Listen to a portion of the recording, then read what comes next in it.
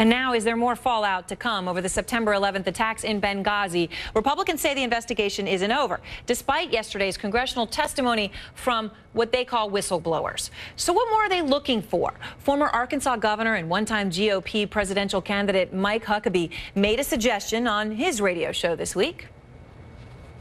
I believe that before it's all over, this president will not fill out his full term. I know that puts me on a limb, but this is not minor. It wasn't minor when Richard Nixon lied to the American people and worked within those in his administration to cover up what really happened in Watergate. Do other Republicans agree with that view? Earlier, I spoke to Republican Senator Rand Paul of Kentucky, and I asked him that question. Now, he told me, and I'm going to quote Rand Paul, "We need more information to make any kind of determination." And here's what else he said. Well, you know, I've always been more concerned that the mistakes were made leading up to this, you know, about security or lack of security. You know, when the ambassador asked for more security and it was denied by Secretary Clinton, I've always thought that was the most egregious part of this. I never have quite understood the cover-up or if it was intentional or incompetence, but something went on. I mean, they had talking points that they were trying to make it out to be about a movie when everybody seemed to be on the ground telling them it had nothing to do with the movie. I don't know if this was for political reasons. I've always actually suspected, although I have no evidence, that maybe we were facilitating arms leaving Libya, going through Turkey into Syria.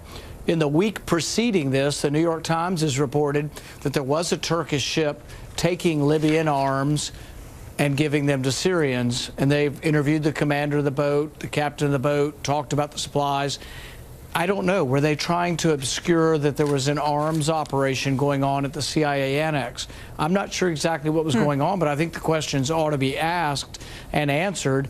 And I am a little curious when employees of the State Department are told by government officials they shouldn't testify, and then they're sort of sequestered and kept away from testimony. So I think there may be more to this.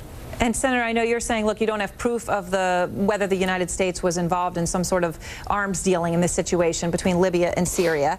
But I mean, and that's speculation, as you freely admitted yourself. But isn't that part of the problem here, that there's so much speculation? I mean, are we ever going to know?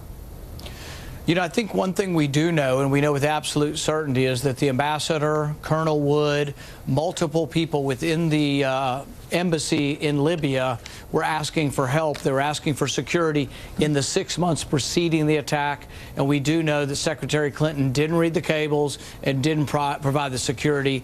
And that's without question a dereliction of duty. And I'm curious when it comes to finding who is, if there is someone to blame, who that is. Obviously, you've mentioned Hillary Clinton, and here's what you said last week about her specifically. I think that her dereliction of duty, I don't question her motives, but her dereliction of duty and her lack of leadership should preclude her from ever holding any honor.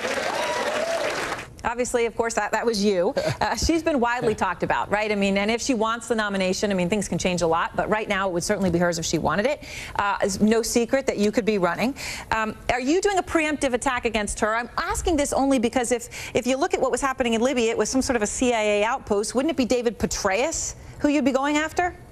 Well, the thing is that the security for the mission was the State Department's job. She was asked specifically for more security. She told us in our committee she never read the cables. I find that inexcusable. Libya is one of the 5 most dangerous places on the planet, probably.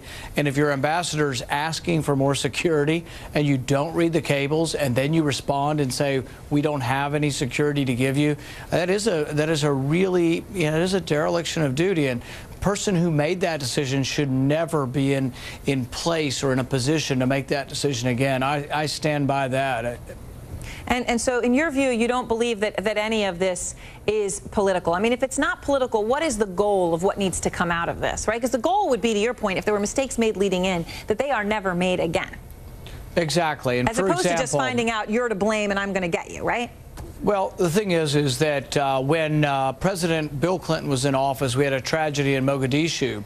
they also had asked for protection and defense, and they asked Les Aspin for more armed personnel. He denied it, and he resigned because of it. He ultimately resigned and said he had made a mistake. Hillary Clinton's decision not to send more security to Benghazi is, to me, very analogous to what happened when Les Aspin denied security for those in Mogadishu.